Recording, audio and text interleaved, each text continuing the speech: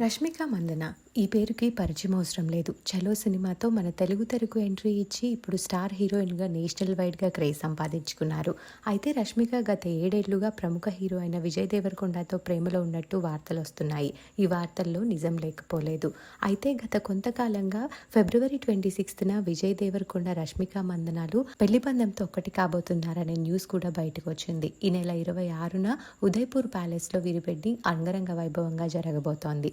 అయితే ఈ వెడ్డింగ్ పై ఈ రోజు రష్మిక ఒక ఎమోషనల్ పోస్ట్ చేశారు. మేము ప్లాన్ చేసుకునే ముందు, మా గురించి మేము చూస్ చేసుకునే ముందుగానే మీరంతా ఉన్నారు. చాలా ప్రేమతో మీరు మాకు విరోష్ అని పేరు పెట్టారు.